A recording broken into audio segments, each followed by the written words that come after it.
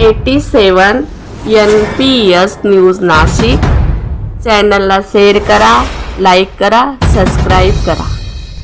समर्थ ज्येष्ठ नागरिक संघ मनाचे श्लोक व प्रवचन दिनांक 10 एप्रिल 2025 रोजी सायंकाळी 6 ते 8 या वेळेत वक्ते श्री दिवाकर यावलकर मनोबोधाचे गाडे अभ्यासक यांचे प्रवचन पंचमुखी दास मारुती मंदिर सभागृह चेतनानगर नाशिक या ठिकाणी समर्थ ज्येष्ठ नागरिक संघाचे सर्व पदाधिकारी, ज्येष्ठ नागरिक, महिला व पुरुष तसेच परिसरातील मंडळी मोठ्या संख्येने उपस्थित होते.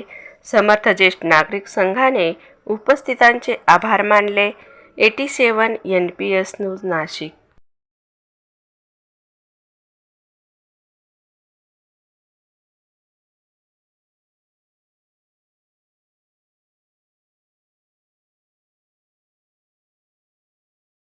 सदाचार त्यामुळे सत या तत्वाला मी जोडू शकेन असा जो तो सदाचार त्या तत्वाला चिकटून राहायचं, त्याला सोडायचं नाही, ते प्राप्त करायचं. ते माझ्या जीवनातलं महत्वाचं प्राप्तव्य आहे हा विचार करून सतत त्याच्यामुळे सत तत्वाला जाऊन जे मिळणार आहे तो सदाचार. तर अंतर्गत साधनं अशी म्हणजे 3 वर्ष पायी नर्मदा यात्रा करणारे मला वाटतं आपल्या परिसरातील एकमेव व्यक्ती. नर्मदे हर असं म्हणत असतो, तर मी आपल्याला म्हणेल की आपण सर्वांनी कसा गजर करावा.